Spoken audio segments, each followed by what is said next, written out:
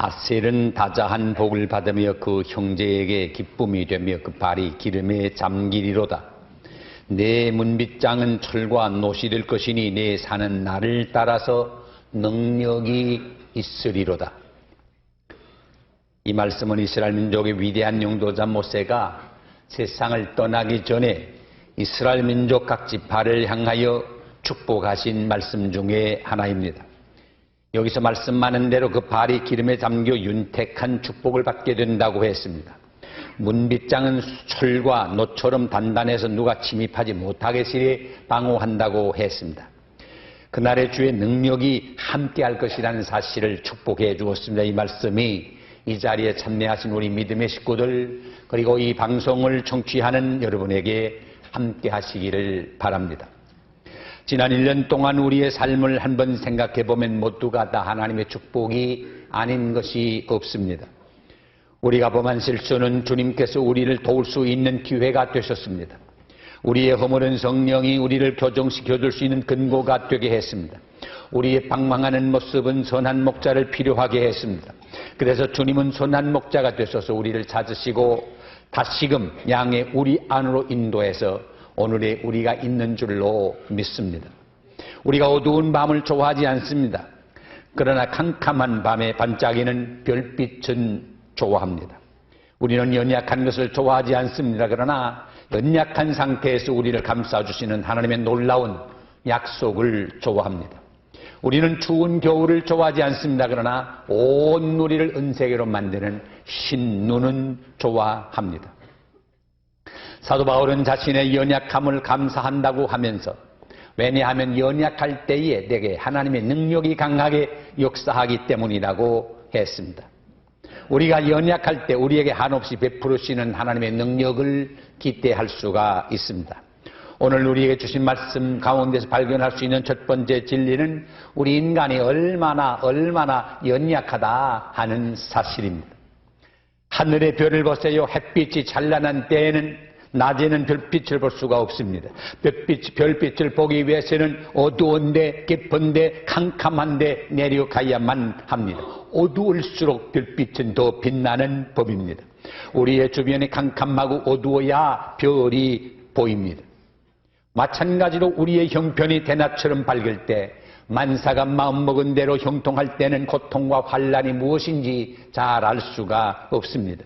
그러므로 이런 사람은 다른 사람에게 또 능력이 필요하다는 것을 생각지 못하고 자신의 능력을 과대평가하기가 쉽습니다. 따라서 하나님의 능력에 대한 가치도 잘 모를 때가 많습니다. 여러분, 우리가 하나님의 이 놀라운 능력의 약속을 이해하기 위해서는 우리 자신이 얼마나 연약하다는 사실을 알아야 합니다.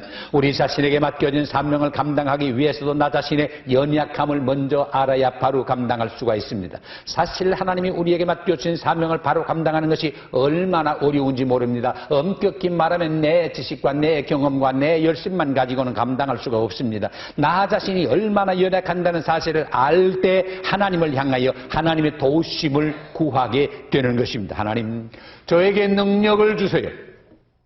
주님의 능력을 주시지 아니하면 저는 아무것도 할 수 없는 사람입니다. 저 자신으로서는 힘듭니다. 하나님이 저를 도와주세요. 이렇게 하나님께 간구하면 하나님은 자기의 스스로 연약함을 느끼고 있는 사람에게 능력을 주실 줄로 믿습니다. 사도 바울은 자신의 부족함을 깨닫고 하나님 앞에 구했기 때문에 내게 능력 주시는 자 안에서 내가 못된 것을 할 수 있느니라 라는 위대한 간증을 하게 된 것입니다. 사실 자기 자신의 연약함을 깨닫고 무능함을 느끼게 되면 자연히 하나님의 도우심을 로 말미암아 맡겨진 일을 감당하게 되고, 이 일을 감당하게 될 때에 내 힘 가지고는 못하는데 하나님이 도와주셨구나 하는 사실을 깨닫고 감격을 체험하게 되는 것입니다. 나는 아무것도 없는데, 나는 보잘것없는데, 나는 아무것도 아닌데 이 놀라운 일을 행하게 되는 것이 말하자면 하나님의 전적인 도우심을 통해서 일어난 기적으로 보기 때문에 감동하게 되는 것입니다. 저는 목회 일선에서 이제 마무리를 하려고 준비를 하면서 지난 40여 년 동안의 목회 생활을 한번 생각해 보면서 감격을 금할 수가 없었습니다. 저는 말씀을 전하기 위해서 다녔을 때마다 긴장을 면한 적이 없습니다. 지금까지 설교를 하고 나서는 꼭 제 아내에게 반응을 묻곤 했습니다. 은혜 받았다는 말을 들으면 그렇게 기쁠 수가 없습니다. 그러나 어떤 때는 당신 설교가 왜 이렇게 탄력이 없어요? 이 말을 들을 때면 가슴이 철렁 내려앉습니다. 내가 어떻게 그렇게 됐나? 전에는 우리 애들한테 묻곤 했는데 요새는 제 손자들한테 반응을 묻곤 합니다. 할아버지 설교 왜 알아들을 수가 있겠느냐? 손자들이 통과가 돼야 제대로 된 건데 뭔지 모르겠어요 하면 그 잘못된 겁니다. 긴장의 연속이었습니다. 그러나 말씀 들고 설 때마다 하나님의 도우심으로 간구했고 하나님이 함께 하셨기 때문에 말씀 사역을 감당할 수 있었다는 생각을 할 때 얼마나 감사한지 말로 다 할 수가 없습니다. 내 마음이 용광로와 같이 뜨거워야 할 때에 차디찬 얼음으로 식어질까 두려웠습니다. 내 입에서 말씀이 나가 여러분에게 전달될 때 뜨겁게 강력하게 되어야 하는데 그렇게 되지 못하 말라 죽어가는 모습이 되지 아니할까 염려가 됐습니다.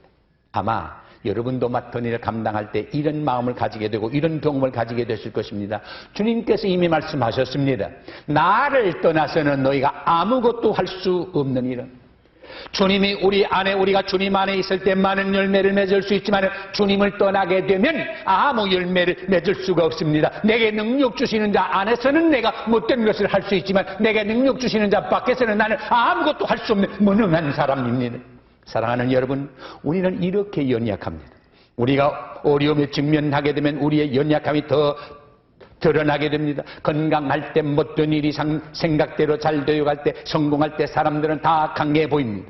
무엇이나 다 할 수 있는 것처럼 강해 보이고 자신감이 넘쳐 보입니다. 그러나 중병에 걸려서 사경을 헤매게 될 때 만사가 자기 뜻대로 되지 아니하고 고요만 갈 때 앞이 캄캄하고 막다른 공룡의 골목에 직면했을 때 사람들은 탄식하며 낙심하며 절망하고 심지어 죽고 싶어 하는 것입니다. 사람은 다 이렇게 연약합니다. 야고보의 말대로 잠깐 보이다가 없어지는 안개와 같습니다. 솔로몬의 말대로 수의 질 가치조차도 없는 연약한 존재입니다. 우리는 종종 지금보다 좋은 신앙을 가져보겠다고 노력을 합니다. 결심도 합니다. 그러나 그것이 얼마 가지 못합니다. 옛날 말대로 작심삼일이 되어버리고 맙니다. 주님을 이전보다 더 사랑해야겠다고 마음에 강한 다짐을 할 때가 있습니다. 그러나 그렇게 행하는 것이 얼마나 힘든가를 스스로 발견할 때가 많습니다. 우리 자신은 전진한다고 생각을 했는데 알고 보니까 전진은 고사하고 후퇴하고 있는 자신의 모습을 발견할 때 깜짝 놀라게 됩니다. 사도 바울도 이처럼 경험한 것을 말했습니다. 마음으로는 하나님의 법을 따르라고 하는데 실제로는 육신의 죄악에 끌려가고 있는 자신의 모습을 보면서 오호라 나는 곤고한 사람이로다 누가 나를 이 사망의 몸에서 건져내랴라고 탄식하지 않았습니까? 우리 가운데는 강하고 확신에 찬 신앙으로 아무도 그를 움직이거나 넘어뜨릴 수 없다고 생각할 정도의 큰 믿음을 가진 사람이 있습니다. 그러나 핍박과 유혹과 어려움에 태풍이 불고 나면 그만 변절해서 믿음에서 떠났다는 소문 들을 때가 종종 있는 것입니다. 그래서 그 사람도 하나님을 의지하지 않는 사람과 같이 땅 위에 쓰러져 있는 처량한 모습을 우리가 보고 놀라게 됩니다. 이것이 인간입니다. 여러분, 사람은 누구나 다 시험을 당하기 마련입니다. 예수님도 시험을 받으셨습니다. 우리 가운데 누가 나는 시험을 당하지만 이길 수 있다고 자신 있게 말씀하실 분이 계십니까? 그것이 바른 생각은 아닙니다. 그러기에 성경은 말씀합니다. 스스로 섰다고 하는 사람은 넘어질까 조심하라 그랬습니다. 사실 우리 가운데 나는 절대로 시험에 들지도 않을 뿐더러 나는 절대로 유혹에 빠지지 않을 수 있다는 장담할 수 있는 사람은 아무도 없습니다. 병에 걸리지 않는 장사는 땅 위에 없습니다. 하나님이 도와주지 아니하시면 시험의 창에 찔리게 되고 유혹의 올무에 다 걸릴 수밖에 없는 존재가 바로 우리 사람들입니다. 어떤 분은 약으로 조금씩 쓰던 술이 이제는 술 없이 살 수 없는 알코올 중독자로 전락해버린 경우도 봅니다. 어떤 분은 몸이 하도 괴로워서 진통제를 조금 쓰노라고 하다가 어떤 분은 마음이 하도 허전해서 마약을 조금 쓰다가 마약 중독자가 되는 경우도 있습니다. 이러면 안 되는데 이러다가는 내가 망하는데 그러면서도 점점 의지가 약해져서 솟아나오기 어려울 체면에 헛똑이는 사람이 우리 주변에 얼마나 많습니까? 우리의 결심이란 이렇게 약한 것입니다. 바울이 말한 대로 마음으로는 하나님의 법을 따르고 육신으로는 죄의 법을 따르면서 괴로워하고 고민하고 있는 것이 바로 우리들입니다. 우리 믿는 사람이라고 해서 절대로 예외가 없습니다. 하나님의 뜻이 그처럼 아름답고 그처럼 귀해서 그대로 살려고 하지만 우리의 몸이 말을 듣지를 않아서 내가 살고 있는 모습을 보게 되면 하나님과 상관없는 실제적인 무신론자의 삶을 살고 있을 때 우리 자신이 얼마나 깜짝 놀랍니까? 다른 사람이 범죄할 때 손가락질하기는 쉽습니다. 침을 뱉을 수 있습니다. 그런데 나 자신이 그런 처지에 들어갈 때는 없습니까? 베드로를 기억하십니까? 예수님이 장차 고난을 받으시고 이제 십자가를 지시게 될 것이라는 사실을 미리 말씀하니까, 그래서 너희가 다 나를 버리게 될 거라고 하니까 옆에 앉아있던 베드로가 크게 말했습니다. 선생님, 다른 사람은 모르겠습니다. 하지만 나만은 절대로 그럴 수 없습니다. 얼마나 대견하고 얼마나 믿음직한 말입니까? 자, 그런데 예수님이 재판장에 서게 됐을 때 그 입장이 어려워지고 험악한 분위기 속에 들어가 있는데 여자 비자 하나가 나와서 당신도 예수 따르는 사람 아니오? 라고 말하니까 깜짝 놀랐어요. 나는 아니요. 나는 아니요. 저주합니다. 무서워서 주님을 부인하지 않았습니까? 어쩌면 베드로가 그럴 수 있습니까? 어쩌면 그렇게 비급할 수 있습니까? 어쩌면 그렇게 배신할 수 있습니까? 어쩌면 그렇게 변심할 수 있습니까? 이렇게 생각됩니까? 여러분, 베드로만 꼭 그런 건 아닙니다. 우리가 지난 한 주간 동안에 살아온 것을 한번 생각해 보세요. 예수님을 부인하고 예수님을 모른다고 하고 예수님과는 아무 상관없는 삶을 산 적은 없습니까? 한 번만이 아니고 여러 번씩이나 이렇게 주님을 우리 삶 속에서 부인한 적은 없습니까? 누가 감히 베드로에게 침을 뱉고 손가락질을 할 수 있고 돌을 던질 수 있습니까? 한 번은 현장에서 간마다가 잡힌 여자 하나를 많은 사람들이 끌고 왔습니다. 예수님 앞에서 살기가 등등해서 고소를 했습니다. 선생님, 이 여자가 현장에서 가늠하다가 붙들렸습니다. 모세의 율법에 의하게 되면 이런 여자 당장 돌로 쳐 죽이라고 했는데 선생님은 어떻게 하시겠습니까? 진퇴양난. 쳐라! 그러면 밤낮 이불은 사랑하되 돌로 쳐 죽이라고 했다. 그럼 놔주라! 그러면 모세의 율법을 어기는 놈이라고. 예수님께서 가만히 계시다가 대답하신 말씀이 너희 중에 죄 없는 사람이 돌을 들어 쳐라. 그리고 성경에 보면 앉으셔서 땅에 무슨 글을 썼다고 합니다. 무슨 글을 썼는지는 모르겠습니다. 어떤 분이 이걸 짐작으로 해석을 했는데 글쓰기를 한심한 것들. 그 다음에는 그 여자와 접촉한 남자들 이름을 하나하나 써 내려가는데 자기 이름이 나오니까 후딱 도망가고 자기 이름이 나오니까 후딱 도망가고 그래서 나중에 한 사람도 남숙지하고 다 도망갔다고. 예수님이 일어나서 너를 돌로 치는 자가 없느냐? 없습니다. 나도 너를 정죄하지 아니하노니 다시는 그런 죄 범치 마라. 여러분, 누가 이 여인을 돌로 칠 수 있습니까? 우리는 모두가 약한 사람 되는 것을 인정해야 합니다. 마귀가 사람을 아는 것처럼 사람은 자기 자신을 모릅니다. 우리 사람의 마음에는 마귀가 들어갈 수 있는 샛길이 누구에게나 있다는 사실을 기억하셔야만 합니다. 어떤 이가 말하기를 사람에게는 두 가지 사다리가 있는데 하나는 천당으로 올라가는 사다리고 다른 하나는 지옥으로 내려가는 사다리가 있다고 하면서 우리는 천당으로 올라가는 사다리를 걷든지 아니면 지옥으로 내려가는 사다리를 걸을 수밖에 없다 그랬습니다. 그러므로 우리는 어느 사다리를 걷느냐 하는 게 아주 중요합니다. 삼손을 보세요. 그렇게 강하던 나실 사람 삼손, 그의 마음에는 허점이 있었습니다. 그 허점이 드러나기 전에는 얼마나 강했습니까? 인류 역사 이래전에도 후에도 삼손 같은 장사가 없었습니다. 삼손 하게 되면 블레셋 사람들이 정신을 못 차릴 정도로 무서워했습니다. 삼손의 능력이 발휘될 때는 썩은 당나귀 뼈 하나 가지고 블레셋 사람을 1000명이나 죽일 수가 있을 정도였습니다. 삼손 앞에 블레셋 사람 군인들을 아예 족수로 상대가 되지도 않았습니다. 삼손은 강했습니다. 삼손은 담대했습니다. 삼손은 용감했습니다. 그 어느 누구도 삼손을 대적할 만한 사람이 없다고 할 정도였습니다. 그런데 이와 같은 삼손이 블레셋 여자 간첩 들릴라 앞에서 그만 그의 마음이 변해버리고 말았습니다. 그에게 틈을 주었습니다. 그래서 삼손의 말로가 얼마나 비참했던 사실을 우리가 기억하고 있습니다. 이것이 바로 인간입니다. 삼손만 그런 건 아닙니다.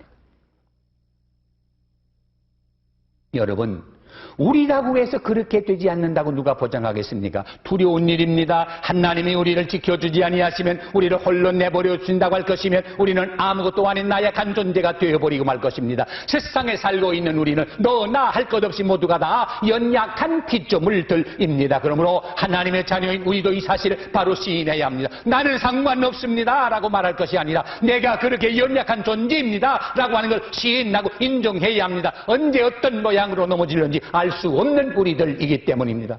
우리가 이처럼 연약하다는 사실을 인정할수록 하나님의 능력이 그만큼 의지하게 됩니다. 그리고 하나님을 의지하는 만큼 우리는 또한 능력의 사람이 될 수가 있습니다. 어떤 기구 자체는 소용이 없고 힘을 발휘하지 못합니다. 문제는 그 기구가 어떤 사람의 손에 들리느냐 하는 게 중요합니다. 자구가 나무를 자를 수 있지만 자구를 잘 사용할 수 있는 사람이 들면 유용하게 사용할 수가 있습니다. 그러나 아무 능력 없는 사람이 들면 그 자구 가지고 아무것도 할 수 없습니다. 우리는 능력이 하나님의 장중에 꼭 붙들려서 능력 있는 기구로 사용되시기를 바랍니다. 그리고 둘째 번째는 하나님의 놀라운 약속입니다. 내 사는 날을 따라서 능력이 있으리로다. 이 놀라운 약속은 보장된 약속입니다. 약속이란 성취의 보장이 있을 때만 효과가 있습니다. 약속은 했지만 약속이 이루어지지 않으면 그것은 사람들을 속이는 결과밖에 되지 않는 것입니다. 그러나 여러분, 하나님의 말씀은 신실하시고 그 약속은 성취가 보장된 것입니다. 하나님이 못하는 것 하나가 있는데 거짓말한 건 못하십니다. 그러므로 하나님 약속은 반드시 그때로 이루어진다는 사실을 믿으시기 바랍니다. 그러므로 전능하신 하나님을 온전히 의지하고 신뢰하게 되면 전혀 두려워할 필요가 없습니다. 하나님이 이전에 하신 말씀을 생각해 보세요. 하나님이 지금도 우리가 같이 일하시는 일을 보세요. 하나님은 어째나 오늘이나 영원히 변함없으신 분입니다. 우리 사람의 마음이 변하면 변했지 하나님이 변하는 법은 없으십니다. 하나님은 지으신 능력으로 이 세상을 관리하시고 영원하신 목적을 가시고 섭리하고 계십니다. 세상을 지으신 하나님이 피곤할 수가 있겠습니까? 그럴 수가 없습니다. 하나님의 능력이 부족해서 그의 하시는 일에 약속을 지킬 수가 없습니까? 그렇지 않습니다.